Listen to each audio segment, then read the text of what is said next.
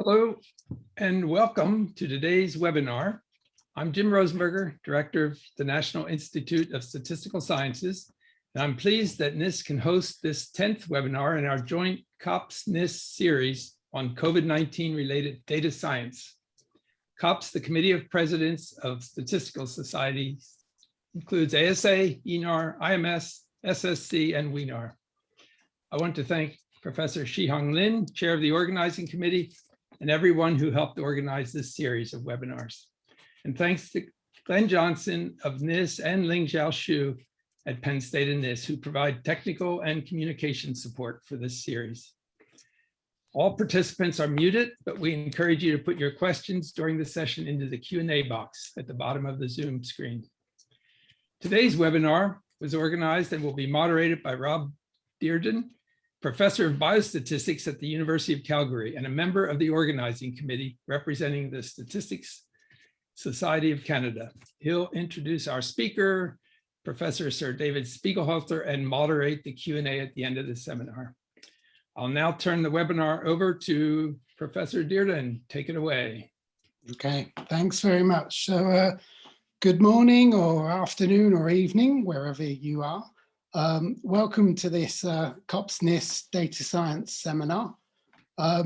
It's my great pleasure to introduce Professor Sir David Spiegelhalter, who is the chair of the Winton Centre for Risk and Evidence Communication at the University of Cambridge in the Centre for Mathematical Sciences. David, as far as I can see, has essentially had two careers. The first working on statistical methodology, especially in the Bayesian and medical statistics realm. And any of you who have used the BUG software or the DIC have probably got some of David's historical fingerprints on your work. The Winton Centre, where he now is, sort of is his home for the second career, is tasked with improving the way that statistical evidence is used by health professionals, lawyers, patients, judges, media. As part of his duties there, he's been on numerous news programs and TV documentaries. We often have BBC radio playing in our house here, and quite often my wife will say, "That's David, isn't it?" Yeah, again. So he's been doing a lot of work communicating to the general public. He also has a best-selling book, The Art of Statistics, which was published in March 2019. And then finally, he was knighted in 2014 for services to medical statistics. He's been president of the Royal Statistical Society in the UK, and he's now non-executive director of the UK Statistics Authority. He's also been extremely busy over the COVID crisis, as I think we're about to hear. So I'll hand it over to you, David. Thank you. Rob, thank you very much indeed for that introduction. In fact, you've given half of my talk now, so that's great. So that's all covered. So I'm speaking to you from Cambridge, where it's sort of 5 o'clock in the evening. I'm been stuck inside for ages, although we might be let out soon. I kind of wish I was somewhere else. I wish I was here in the Atacama Desert in Chile, which is one of my favorite places, or here on Dartmoor, where I go camping on my own in Devon. But no, I'm stuck here in Cambridge. So let's make the best of it as much as we can. So as Rob said, I've been doing a lot of media stuff, and I would like to talk about that, really. I'm afraid I'm going to talk about the UK situation. Actually, not even Scotland. I'm going to be talking about England and Wales most of the time. So a lot of the data. But I hope the lessons are fairly generic about the problems of being a statistician dealing with the media. So I'm going to try to share my screen now and hope that works. If I share that, and if someone lets me know if that's not being shown. Okay, as Rob said, that's me. Yeah, my conflict of interest is that I'm now on the board of the UK Stats Authority, which is in charge of the whole of the national statistics, the Office of National Statistics as well. So if I say they've done a good job, well, I would say that, wouldn't I? Okay, so as Rob said, I used to do statistical methodology, all this Bayesian stuff. But the reason I've had two careers is because of a friendly billionaire. I do recommend them. Just find one who's willing to stump up the money to endow a post. And I was professor for the public understanding of risk. Winton is a hedge fund manager who's very good, a nice man. And that enabled me to go into this whole sort of performing statistician gig of, starting to make TV documentaries on BBC4, which is nice because they get the academics to front them rather than celebrities, on climate change, on chance. There's here me with Anandpur on CNN. So I've had to get used to doing this kind of stuff. But now, as Rob said, I got this fantastic centre that our philanthropist has funded. So I think there's 13 of us now or so working on risk and evidence communication. And it's an odd mix. I'm the only statistician, but we've got ex-BBC communication professionals, psychologists, fantastic web designers, and so on. We've got an actor and a vet and all sorts. And they're doing extraordinary work evaluating randomized trials of different ways of communicating around COVID. And I'll talk about that in a bit later. Okay, and as Rob said, I got this book, which has sold very well, nothing like a pandemic to sell stats book. And I just signed a contract for a Pelican book in the series in the middle on COVID by numbers, which should be out by September, because I've got to write it in the next 2 weeks with Anthony Masters. Okay, so the crucial thing in that book that I start with is a quote from Nate Silver's Signal and the Noise. And I'm sure you've seen this quote before. The numbers have no way of speaking for themselves. We speak for them. We imbue them with meaning. And that's going to come up, throughout my talk, but throughout the whole year. It's quite clear that data does not give up its information, its knowledge, its evidence, on its own, of its own free will. It depends hugely on humans, what they collect, of course, but how they look at it, how they interpret it. And this will be contested, and there always will be some art, some argument about it. So we have to essentially tell a trustworthy story. That's what I'm going to go through. That's the running theme, trustworthy stories from data. And I'll try to tease out a bit about what that means, and trustworthy graphics, trustworthy information. Okay, so let's look at some data. That's from a few days ago in the UK, looking at our two waves. The first wave of deaths, we've had, it shows there 150,000 deaths with COVID-19 on the death certificate. There's at least 4 different ways of counting up deaths that are used in the UK, and I won't go into all that detail, but I mean, to summarize it, we've done it really badly. I mean, very badly indeed, and we could say largely due to people acting too slowly. We can see in the second wave in the autumn, around about November, there had another lockdown, and then that was relaxed because we all wanted to have a nice Christmas. And then, of course, we had our nice UK variant, the Kent variant, which we only managed to get it under control after with a huge amount of effort, and which now we've exported around the world and is probably causing much of the harm in India at the moment, our own little UK variant, I'm afraid. But currently we're in a very good situation. Soon we're going to be allowed to do things. Okay, let's look at some other data. And I particularly like to look at the way things are presented. Sorry, I should have said, this is our national dashboard that's produced every day, and it's using data that's available immediately. So it's not, necessarily fantastically reliable, but they want is news. It's what the media are obsessed with. 4 o'clock every day, pop, up comes new numbers. The much more reliable data comes from the Office of National Statistics, because I would say that, wouldn't I? Which look at the death registrations. This is the data from last Tuesday, and I think this is fascinating. I mean, you could give a whole lecture just on this graph, and it provokes so many questions. And this is the issue about good stats and good presentations, is that it doesn't try to tell you everything, because it can't. It provokes questions, and you want to go deeper. You want to go deeper. So if we look on the main graph, we can see the black dashed line is the 5-year average number of deaths for each week registered. It goes up and down because, on holidays, the registering offices are closed, so it bumps up and down. So it's the bumpy series, but this is the main series that's reported. We can see in the first wave, the blue are death certificates with COVID on them, whether or not it's the underlying cause or not. And the green isn't, and we can see excess non-COVID deaths in the first wave. Now, it's almost certain these are COVID deaths. I mean, they are. These are old people in care homes. They weren't being visited by their doctor, who put their deaths down to dementia or whatever, who didn't even see them, and so were unwilling to put COVID on their death certificates. And they certainly weren't tested because we were doing so little testing then. So we know that the deaths involving COVID is an undercount for a start. Okay, so then we look at the second wave, totally different pattern. Non-COVID deaths are running way below average. Actually, almost record low levels for non-COVID deaths, which means now there's so few COVID deaths. Once we get over the disruption of Easter, we're going to find our overall death rate in this country running at an all-time low, I think an absolutely historical low level, which is going to be, is already causing quite a lot of trouble in terms of people saying, well, why are we all locked down still when no one's dying? No one's dying of COVID, no one's dying of anything, people aren't dying of anything else either. So this provokes, of course, the question of why people aren't dying of other things. We could talk about this, but very briefly, there's no flu. Influenza-like illnesses, medical consultations for that are running along that black line at the bottom. Nobody has got flu, which usually will kill between 7,000 and 25,000 people over the winter. Nobody. And this is a lovely graph. These are hospital admissions. The green line is for COVID-19. The red line, if you can see it, is for influenza. Poof, wiped out. By going around with our masks and not going close to people, we've wiped out flu. Now, it could mean we're going to have a really nasty flu season next year, of course.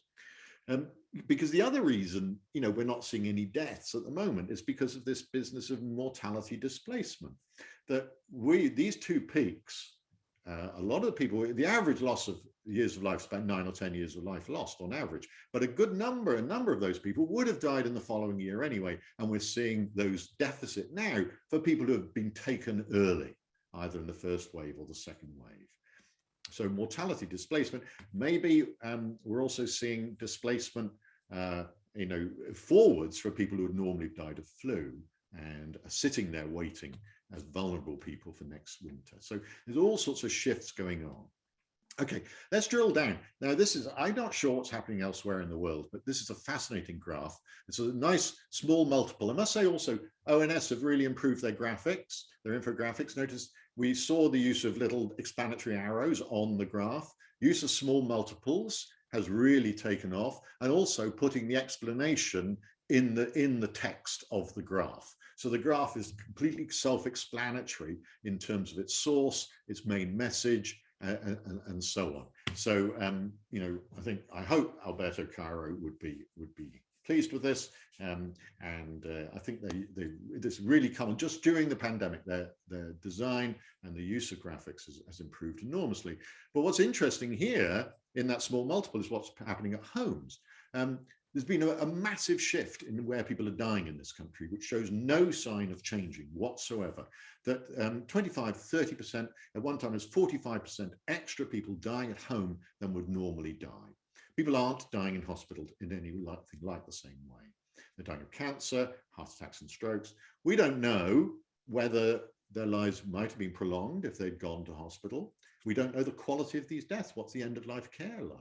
Most people would prefer to die at home. This could be a good thing, but we don't know yet. So it just provokes more questions all the time. But just looking at the data, we just think, wow, this is a systematic change in what's happening in this country. Okay, so that's a review of some data and some of the presentations of it. I get asked every week to talk about these things, to do an interpretation. They come out on Tuesday morning for the ONS data, and I've been asked countless times on the radio talking about these things. And it's got a bit quiet now, and I'm trying to keep my head down. But it has been a busy time. The stats organizations have been churning out the stats. I think they've done very well. And a bottomless demand from the media for comments from experts. And I mean, frankly, if you're a statistician and you can vaguely string 3 words together without an obscenity, you'll be in the media if you volunteer, because most don't volunteer. We've been encouraging more, and it's happening more and more. We're very lucky in the UK. We've got a thing called the Science Media Centre that puts journalists in touch with experts so we can share our quotes, etc. Most journalists have acted well, some haven't. We'll come to that. But it's very tricky to remain non-aligned. I mean, I could show you, I won't play them, but times when I've been on the radio, I'm constantly being asked for things that are outside my area of expertise. And what do you think should be done? And who's to blame for something other? And what do you think will happen? And I have to say, I don't know, not my job. I'm just going to talk about the data. That's all I'm going to talk about. It's really tricky. And Kevin McConway and I, who've done a huge amount of media work between us, we just got a recent article in Significance, which I'm really pleased with, which is a sort of checklist of statisticians when you're talking to the media. In fact, it applies to most experts. But I really encourage statisticians to get out there, and data scientists. I'm using that interchangeably now. I don't distinguish them two. So statisticians stroke data scientists, or data scientists stroke statisticians, getting out there, talking to the media, putting your heads above the parapet, taking the risk and getting the flack. It will go wrong. You will get some abuse. I'm lucky I'm an old white man, so I get less than other people, but it will happen. Block them, mute them, take no notice. And so, you know, but all these things are self-explanatory, I think. Don't ever just have a chat because they're recording it, writing everything down.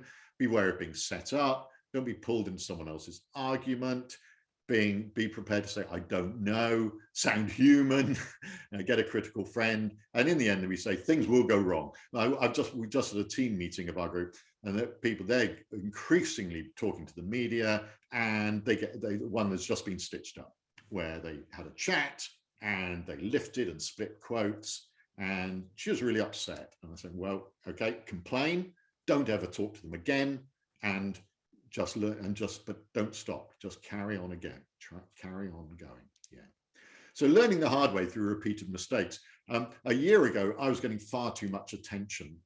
Partly I wrote an article saying, don't start making league tables of who's doing badly. This is going to take a long time to play out. And I was right. We still don't know. England used to be top of the league table for deaths in Europe, and it's dropping down now. I mean, this is this is a completely awful league table, but don't start making judgments yet. And this got quoted in Parliament by Boris Johnson to say, I would echo David Spiegel that we can't make comparisons with other countries. I said, well, that's not what I meant. So I tweeted, it's my one viral tweet with 10,000 retweets. That's telling off the Prime Minister and politely saying, don't say this, that's not what we mean. So then I got quoted by the leader of the opposition, leader of the Labour Party, saying, oh, this is what Professor Spiegelhalter said we should do. And at that point, I thought, no, this is not the role I want. Head down, lower my profile a bit. And I've kept out of this sort of argument from now on. So here's some attempts at statistical communication that have all gone wrong. I've been trying throughout to find an analogy for the death rate in this country, for deaths in this country, and trying right from last March to emphasize the staggering importance of age. It's just extraordinary. So, in the first wave, what have been the death rates in the population, i.e. the chance of catching it and then dying, both of them? And I think this is staggering. So let's look on the right-hand side. These are the death rates in the first wave, first 16 weeks, per 100,000 in different age groups. And it increases rapidly with age. But it's not until we plot it on a log scale that we can see, and this isn't smoothed. Have you ever seen anything like that? Such almost perfect linearity. It's exponentially increasing. Each year you get older, there was about 12 to 13% higher risk of dying from COVID, doubling every 5 to 6 years, 10,000-fold variation between, a 9-year-old and a 90-year-old. I mean, this is extraordinary. Men having higher risk. The dashed line shows the normal risk, the actuarial risk of dying each year. And what that shows is that for those over 50, over that first wave, it was roughly equivalent. Everyone's risk went up by about a third. It's like having about 5 extra weeks of normal risk added on to what you already had. But that fixed relative risk, of course, is almost completely negligible for young people, but it's a massive increase of risk if your risk is already high, if you're in your 90s. So that's why such a huge proportion of over 90s died. 6% of over 90s have died of COVID in the last year. So, it's a big, big difference there. So what about the chance of dying if you catch it? The infection fatality rate. So this is to do with people's vulnerability rather than their behavior and their exposure. And we see that, again, this was an estimate made in the UK by the Imperial Group back in March, when we hadn't had any deaths in this country. It was this is based on data from Wuhan and the Diamond Princess cruise ship, and extraordinary estimate. They published this, and somebody said, on Twitter, well, how does this compare with the normal risk of dying each year? And I plotted that on and found it went almost right along. It's quite extraordinary. So back in March 2020, I was saying on the media, the risk, if you caught COVID, was similar to the risk of dying this year from other causes. Okay, this was misinterpreted. And Katie Hopkins is a rather right-wing, outspoken commentator.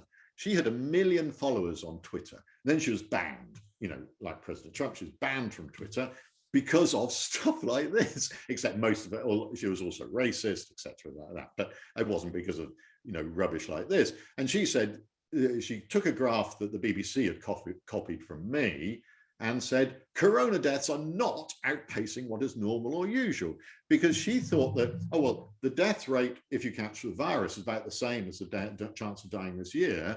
So therefore, it doesn't add to the chance of dying this year. I said, well, no, you got one apple, it's the same as that apple. It doesn't mean it's literally the same apple. You've got 2 apples.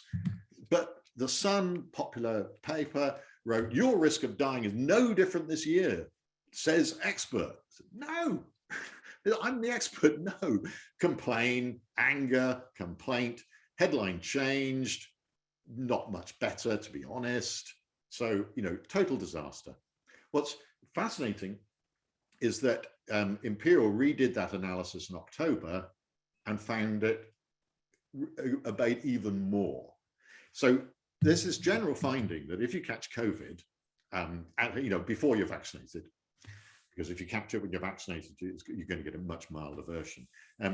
If you catch COVID unvaccinated, your chance of dying is roughly the same as your chance of dying this year, no matter what your vulnerability. And so for old people, that's very high. If you've got particular weaknesses, it's higher, and so on. It just multiplies whatever vulnerability you've got. COVID picks on. It hates old people, absolutely hates them. And it's really vicious if you've got any vulnerability. And that's why of people who die with COVID, 90% have got some pre-existing medical condition. Okay, so I love Twitter. I'm on Twitter all the time. Follow it. It's a big source of information. God, there's some rubbish out there. I love this one. We got a Toby Young is a real, I won't use offensive language, even I know in a seminar like this, because you're recording it. But he's what can I call it? He's a contrarian, hopeless. And anyway, but he was really proud because he had done some sums. New study suggests more than 5 million Britons have had the coronavirus. Given that 50,000 people have died from it, so far so good, correct? That means it has an infection fatality rate of less than 0.1%. And that's roughly the same as seasonal flu. No, because 50,000 out of 5 million is 1%, not 0.1%. All he's done is backed up the argument that the IFR of COVID is on average in developed countries about 1%, which it is.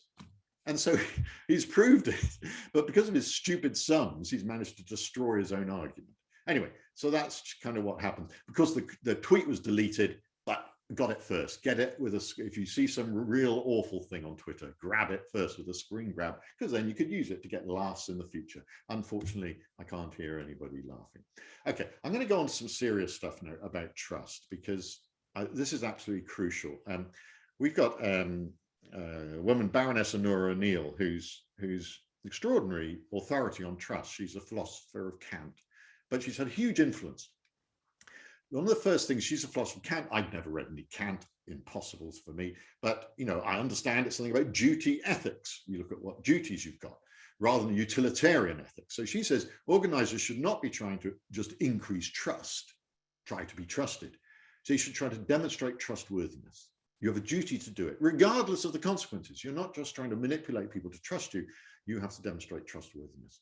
She's had an enormous impact on me personally and on all our work, but also on the Code of Practice for Statistics for this country, which as its first pillar has got trustworthiness.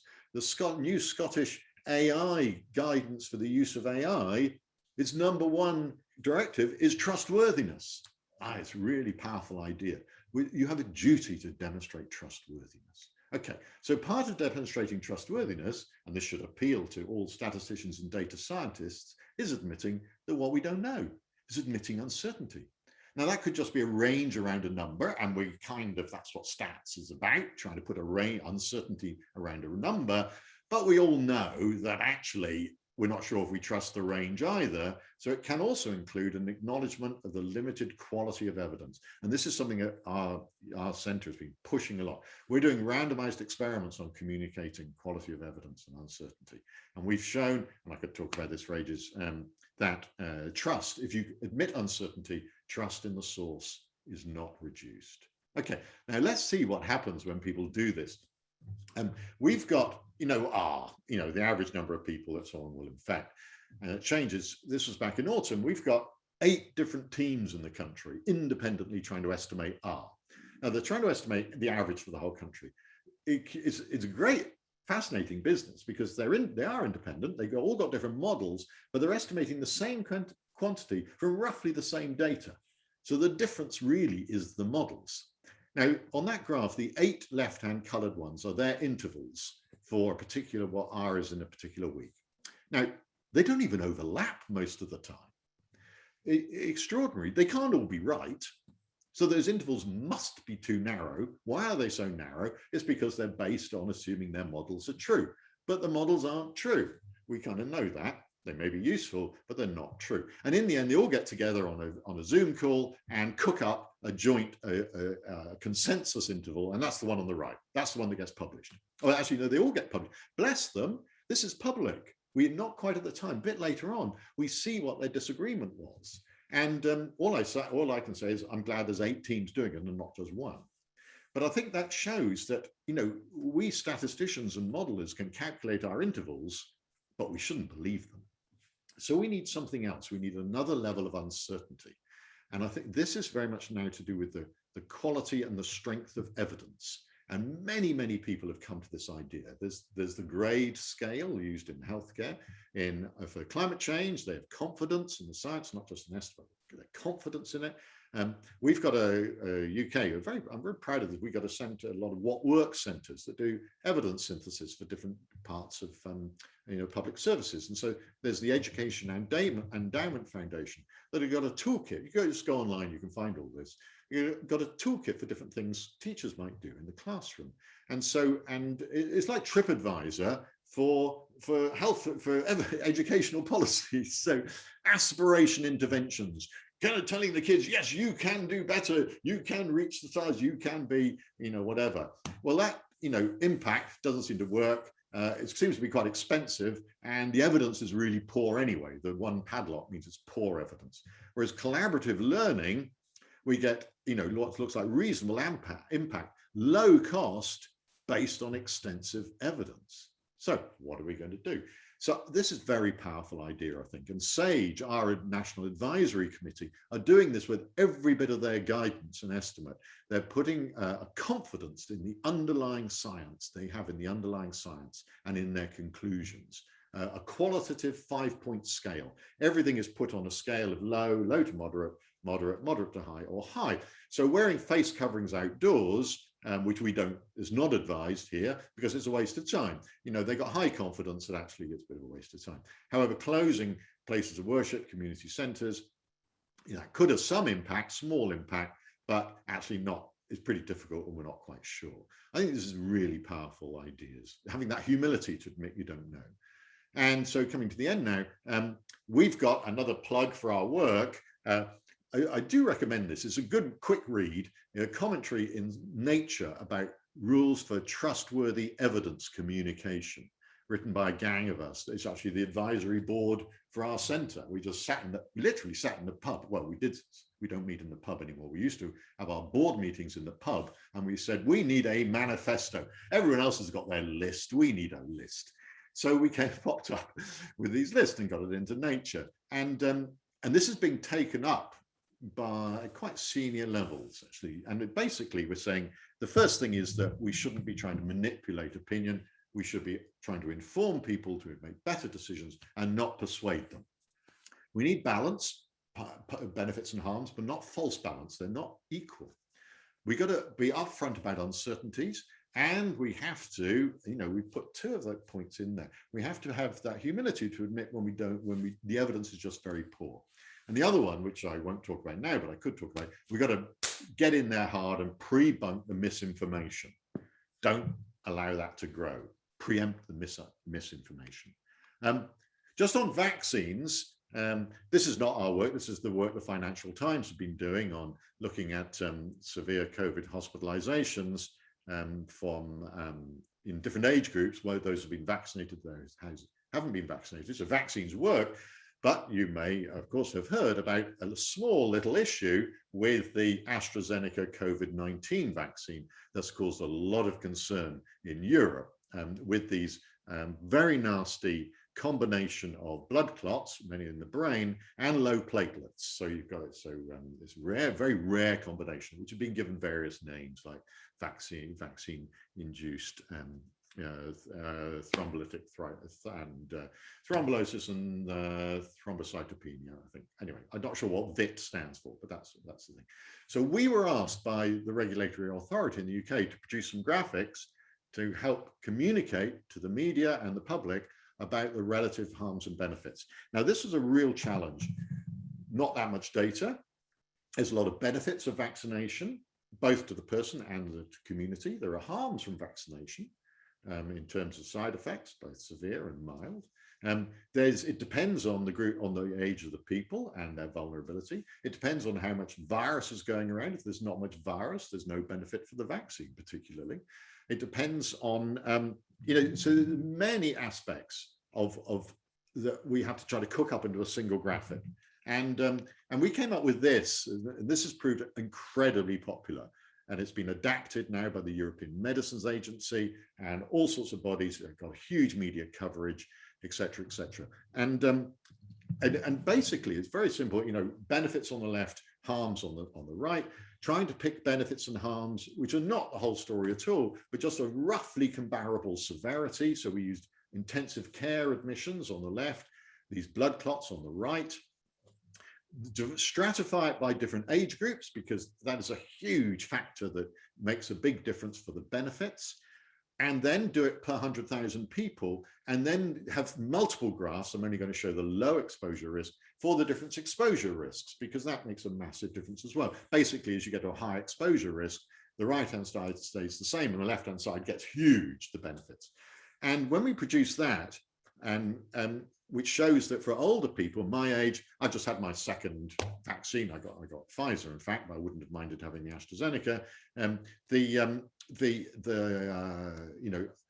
also decide what period do you do the vaccine benefits could go on for ages, but we just did it over 16 weeks, which actually is very much an understatement of the vaccine benefits.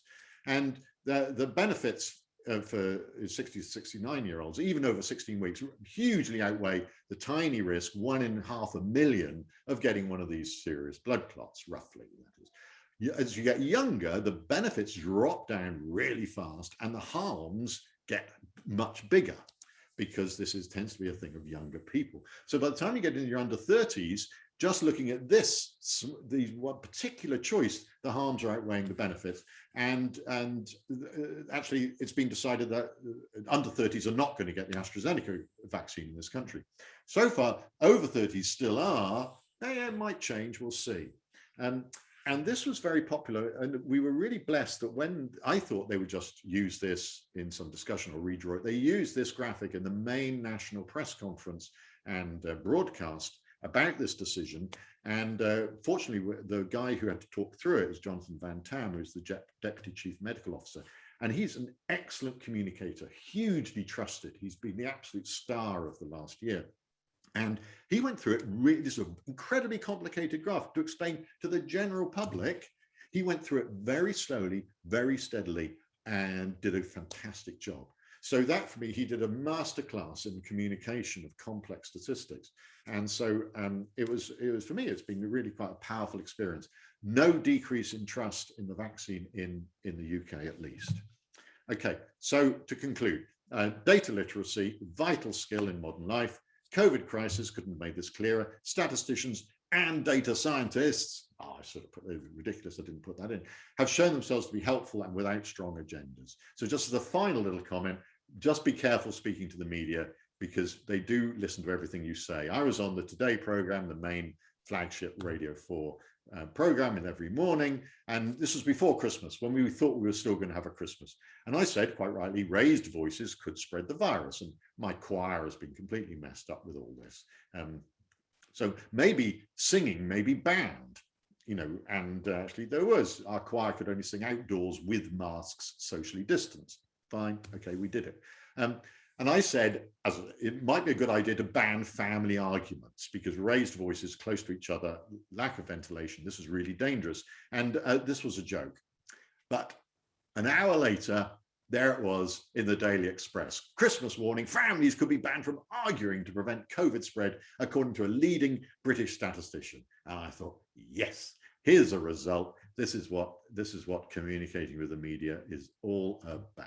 Okay, I'm going to stop there and hope, oh good, there's lots of participants. Hope someone's going to ask some questions. Thank you. Okay, thanks very much, David. So I'm sure there will be questions coming in. I had a general question, which is, you know, listening to your talk, I could take one of two messages from this. One is that we should all be communicating more with the media because it's necessary, but also it's fun. But the other is that it's an absolute minefield and you have to be really careful of every word you say. So, I mean, yeah, that is the message. You do have to be careful because you do get picked on. And I've learned a series of phrases and a manner, and I'm very cautious and to steer clear of some areas. The crucial lesson I've learned is that you don't have to answer the questions. There's absolutely no need to answer the questions. And to have, it's good to practice a style of saying it, which is light and doesn't sound suspicious. You say, sorry, it's not my job. Sorry, I don't do that. And, you know, it's just, I've had real laughs with presenters on live radio because I'm not answering that. No, get someone else to do that. And you know, so well, and they say, God, if every expert stuck to what they knew about, we wouldn't have any fun at all. So you just got to learn the tricks that are going to be played on you and to be ready for it and to practice your responses and get better. But I still make mistakes. It helps to, I mean, fortunately, I don't get too much abuse and I just block, delete, don't read emails, you know, I don't engage with it.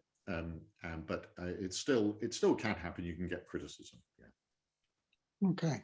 So I was going to say that it sounds like you're becoming a bit of a politician, being able to avoid questions. But then you said you stick to your area of expertise. Yeah, no, politicians do tend to, they get asked everything and they're expected to be able to answer. No, it's much better. You don't have to do it. You can just say, no, I don't know. I'm not a modeler, because they think you're a modeler. You know, they don't know the difference between a statistician and a modeler. So I'm not a modeler. I'm not going to talk about what might happen due to by my model. No, I'm not going to. I talk about data. That's it. I mean, once I had to say to her, you know, I was on a really quite popular radio program, and it was good. She's very sweet, but I had to say, couldn't you ask me something I actually know about? Okay. So, yeah, I can't hog the questions the whole time. There's some Q&A ones coming in, nice ones. Yes. So there's one here that the harms and benefits of the AstraZeneca vaccine. Yeah. So how do the conclusions around the age cutoffs change based on different background incidence assumptions? Yeah, that's exactly my point. I mean, I should have shown the other slides, which are for much higher incidence. Basically, if you do that, all the blue dots on the left blow up hugely because the benefits of being vaccinated when there's a lot of virus around are just massive. You know, at the moment in this country, we've got very little because we're in such a strict lockdown for so long. So it looks like the benefits are not that great. I think the biggest thing missing, and which I now want to include in every graphic, is for that one is the benefits to the community. Because we've had some fantastic evidence this week from the UK that if you're vaccinated, it reduces your chance of getting infection. If you do get an infection, it's weaker and you much reduced chance of transmitting it to somebody else. So by being vaccinated, you are benefiting everybody around you. And I think that's hasn't been emphasized enough. And it's the other, because my lesson I've learned about graphics now is that I want to put on the graphic what isn't in the graphic. To actually put the caveat, the warning of what isn't being represented there somewhere and have it in the label or somewhere like that, inseparable from the graphic, not in the text. Have it in the graphic, what isn't there. Okay, excellent. So next question. So what, yeah, you had a recommendation about taking media training. Do you know how available? Yeah. training Well, your institution should be able to do it. If you're in a university, it should be able to do it. I got mine through Medical Research Council. I had 2 lots. I know Cambridge University will do it. So really, if you are, your institution should be able to provide that. And I strongly recommend it. I really do, because you get practice to being interviewed, being asked difficult questions, making sure that you prepare. Actually, I prepare really hard. I have my points I want to make up there. It's actually quite good online, because you can, even if you're doing TV, you can have them stuck underneath a little green dot, and you can be reading your script without lowering your eyes, and people just think you're speaking this stuff. And so it's great. You can have your prompts ready. So the preparation is absolutely vital. Yeah. So yeah, find it. I'm sure you can find it. You should. A good institution should be able to provide it. Yeah. Yeah, I mean, my experience is that most universities do have that training available now. Okay, so there's I don't know whether you're going to answer this one. I'll claim that it's not your area of expertise, but could you clarify the current evidence around wearing masks? Not my job. No, I don't do that. Next. I thought that might be your answer. That's the way. That's the way. Yeah. Excellent. Okay, so do you have any advice on communicating with policy makers? Yeah, I think I don't make a big distinction. I would treat policymakers the same as journalists, the same as my granny, if she's still alive, almost. That the basic ideas are the same. Trustworthy communication. You have to tell it how it is. You don't try to manipulate them. You don't try to push them in one way or another. And you try to show both sides of the argument, which doesn't mean they're of equal weight. And so I don't make any distinction at all about it. But with all of those groups, you have to tell a good story. You can't just go burbling on and produce vast amounts of tables and so you've got to absolutely distill the essential message and tell a good story, a vivid story. Because while I don't believe in persuading somebody about what to do, I want to persuade them to engage. I want to empower them to make decisions, and that they really have engaged with what evidence there is and have taken it on board. So I think one can use every bit of trick to get people to take notice and engage. And that, if that means, in a way that, in terms of good design, if you can do it, almost having a performance to communicate it, but not to try to manipulate them one way or another. Yeah. So you'd see these things as almost educational rather than. Yeah. You're trying to improve someone's ability to make a decision, but they're making a decision, whoever they are, and your role is to present the evidence in as clear and as engaging way as possible. Yeah. Okay, excellent. So there is this may be another borderline question, right? So there's a question about the risk from the vaccines, about the difference between birth control risk. Oh, yeah. Much higher in terms of blood clots than the vaccine risk. And then the pauses that were suggested. I mean, what did you feel about that? Oh, it's really interesting, because I was, we were asked immediately, okay, what else has got a 1 in 100,000 risk? And actually, if you're, for a young woman on the contraceptive pill, a 1 in 100,000 risk of having some sort of deep vein thrombosis every week that she's on the pill. And for a similar class of people, that's a week's worth of risk, roughly. But because these are not so severe blood clots, and we were criticized, I have used that and got really criticized, saying this is nothing like a severe. I said, no, it's not as severe. So that's why I tend not to use that, although it is quite a good one, because it's something that people take voluntarily, but also because the benefits of taking the contraceptive pill are so much more obvious than the benefits of being vaccinated. And so I did think it was a good analogy to start with, but no longer. I don't think it is. So you have to always think of what the benefits and harms are of the intervention. I mean, I think that the pausing, the Johnson & Johnson, personally, I would say that was an overreaction, because they may find it very difficult to get get it trusted again. I think that probably is an overreaction, especially with now that syndrome is recognized, the treatment for it is so much clearer, the warnings for it are so much clearer. It's not going to be so lethal in the future as it is. And I think the age stratification that's been done in Europe and UK using different age, the UK is still 30, other countries at 60, I think is actually much more appropriate. So the trouble with pausing is that it can increase the skepticism in the general public. Do you think that's happened, or is there not really? I don't know what's happened in the US. The US is, really cracking on with its vaccination program, and it's got, a good supply of alternative vaccines. Because the other thing is, what's the alternative?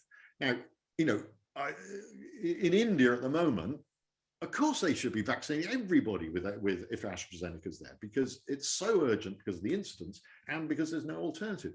In the West, in our country, we might be, we're hugely privileged because we can sneer and say, oh, I'm not going to have the AstraZeneca, although you don't get an option in the UK unless you really argue for it. I'm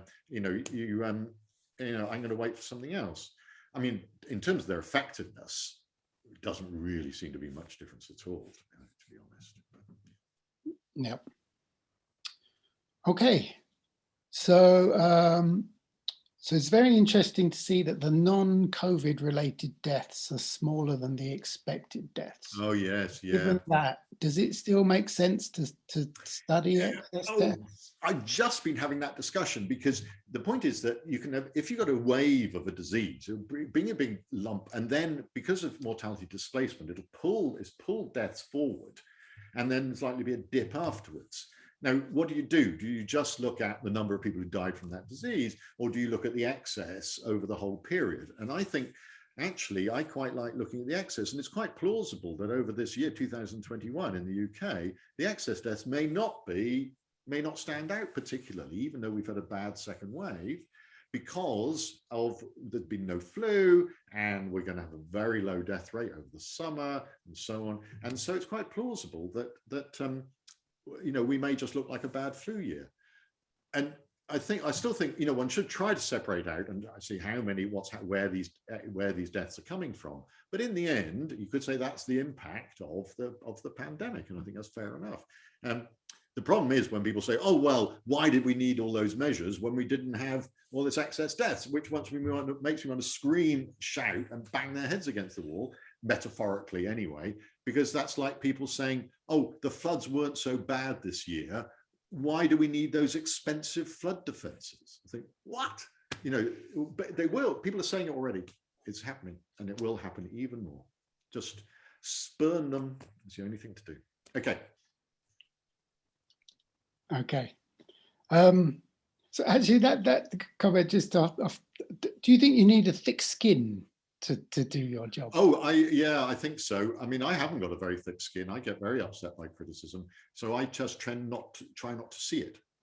Okay. So the first thing is, I don't know why anyone reads this stuff.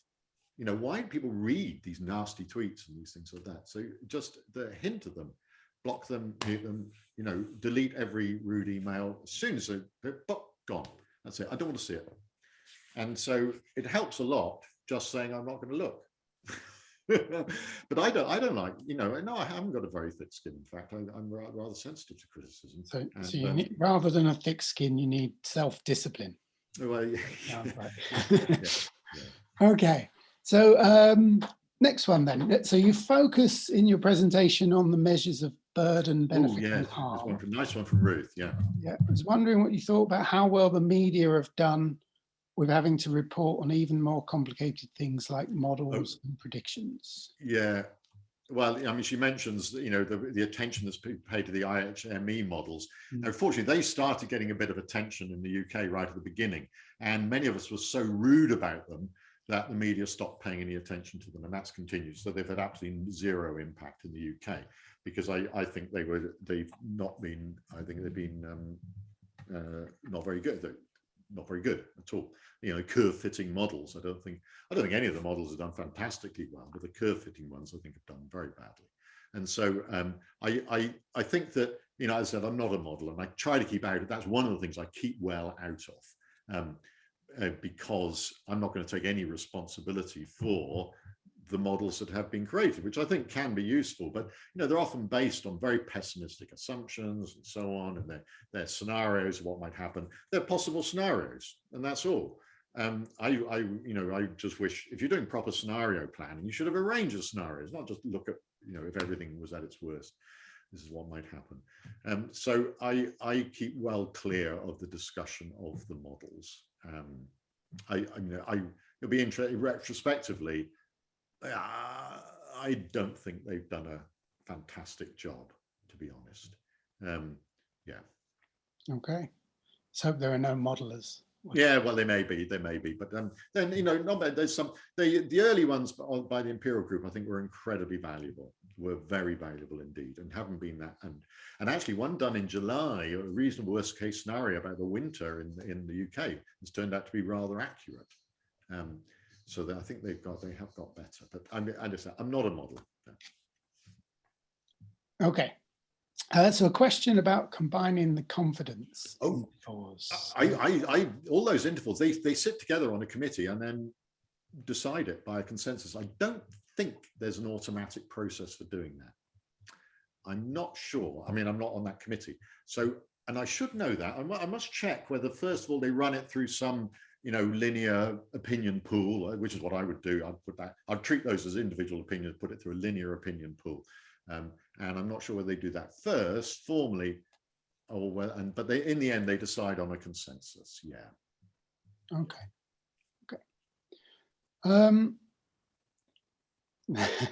So I think this is a question about your personal. Oh yeah, that's fine. Yeah, I've seen that. So since you've had your 2 vaccinations, are you still wearing a mask in certain settings? I obey the rules. And in a couple of weeks' time, I really think that I'm, in terms of its practical importance, I obey the rules. At the moment, there's very little virus around here, and so I will go through the stuff that we're told to do. It's not wearing a mask. Honestly, who cares? It's not a big business. I'll do it. I don't care. It means you can get a seat on the train because no one sits next to you. It's great. But I'm not. I haven't got any. I don't think I'm going to be passing it on to anybody. But no, I just obey the rules. Why make such a big fuss about a mask? Okay. So could you talk a little bit more on the distinction of trust and trustworthy? Oh yeah, we get that all the time, because when we invented our 5 rules, people who picked it up said, oh yes, if we do that, people will trust us. And so no, that's no, you've got it wrong way round. You do it because it's the right thing to do. If people do trust you, that is a nice, thing for it, but it's not a utilitarian argument to try to get people to trust us. Otherwise, if that's your outcome measure, you might be able to, you could do all sorts of things, tell the biggest lie, you could do all sorts of stuff. Just play at being a trustworthy person. No, it's a duty to do it. So it's a huge difference in a way. It pushes the responsibility back on the communicator to be it, rather than the audience to essentially telling them what to do. Oh, you should trust us. No, you shouldn't. So I think it's a terribly important argument, and a very deep argument. So as I said, it's a huge impact in my thinking. It could only come from a philosopher. She's a philosopher who's great at creating soundbite philosophy. She's brilliant. Excellent. Okay, so question, do you have, or have you seen data on the risk of COVID as a function of the interval between doses? Yeah. I mean, that's very important in the UK, because the trials, for Pfizer was pretty well near 3 weeks. AstraZeneca was at a range, but 3-week gap was the kind of idea that you should have it. And we decided in the UK, no, it's going to be 12 weeks. And going outside the way in which the trials have been done, which is a very bold decision. It's been proven to be absolutely correct, and which I completely agreed with it at the time, because by doing that, you are giving a first dose, which provides most of the benefit to vastly more people. And so there was some modeling on that. And it was shown to be absolutely correct, because although the second dose does top you up a bit, the first dose itself has been shown, 85% reduction in hospitalizations, 70% reduction in infections and so on. No, it's extraordinarily powerful. And so that was a bold move. And the other move they did was to do it, the vaccination, to roll it out almost strictly by age, because they'd read the papers, the statistical papers, which showed that age was the massively important risk factor for death. And they just went out for to minimize the number of deaths. And that was it. So our country's made, so many bad decisions, but in terms of the vaccine development, procurement, and rollout and acceptance, it's been an extraordinary example of science and scientific thinking taking absolute priority over political thinking. It's very, I get very moved by it, because it shows, my God, when you do things right, the enormous benefits. Yeah. Okay. How are we doing for time? So I think we've got time for another one or two. So how, and I suppose would you have prepared the media for the possibility of severe adverse events from the vaccine? So did the media need some preparation for what might happen? Yeah, I think you just always have to repeat, and which our chief medical officers did. Every medical intervention has got harms and benefits. Nothing, not an aspirin you take, not a statin you take, nothing has got harms or benefits. Everything is in terms of harms and benefits, and it's a balance of the two. And we have to weigh that up, okay? And that may differ between different groups of people. So you just have to keep on and on and on saying that, and which they did. And, that I think, was, again, the people doing it, saying this, have also spent a year building up trust in the audiences. The people don't trust they don't think much of our politicians, but our scientists have got incredibly high levels of trust from the audiences. They've been on television again and again, and they haven't always been right even, but they've said they're uncertain. They've acknowledged, they're trying to be cautious and so on. And I think have done very well. Yeah. Okay. Okay. So I think time for one more. So a quick question. So when talking to the public using your data and stats, at what level do you think the statistician should aim? Oh yes, yeah. Well, one of our sorry, my dog is joining in. One of our this is Frida. One of our one of our things on our list is avoid jargon. So you must never use words confidence interval, statistical significance. Margin of error is not bad. I think that's okay. That's fairly familiar. But there's so many words you can't use. And so you got to, the usual thing, you think of explaining this thing to a close relative who is not very numerate, and how you would do that, who you cared for, who might be even quite skeptical. How would you do that around the dinner table to explain to them without using any jargon? So you've got to forget everything about giving an academic seminar. You've got to always remember that people don't care about most of the caveats and things like that. So you have to be a bit bold, sometimes not overstate it, but you use words for could be, almost and around and things. So you express in your language the caveats rather than the technical problem, issues there may be. And maybe some of your colleagues will criticize you afterwards. Spurn them. The main people to spurn are critical, colleagues. It's very rare, but some are so pedantic and pernickety that just because you didn't completely give the technical definition of a confidence interval or something, they start complaining about it. It is quite rare. Spurn them. Yeah. And another, sorry, I'm just reading some of the other questions about communicating the uncertainties. And again, yeah, that is probably more important than a lot of the technical details. And to give the margin of error, if you can, and to say around this number, and this is roughly something. People care about the gist.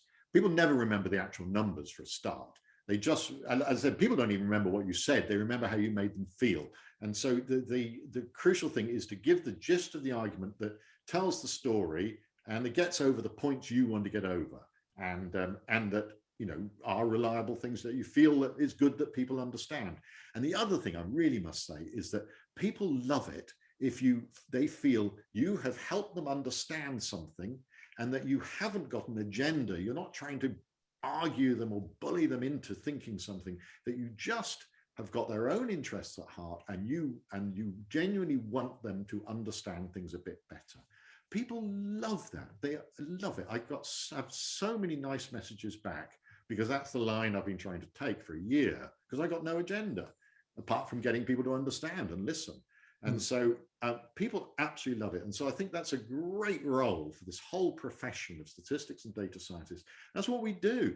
That's what we do. We want people to understand things better, not to try to tell them to do something.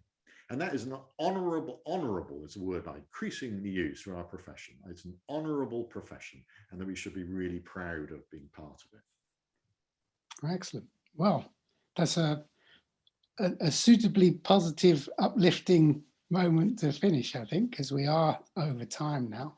So, well, I'd like to thank you for an excellent talk and a really interesting discussion. I don't know whether I hand back to Jim now. Say goodbye. I would just add my thanks to David and Rob for this wonderful moderating.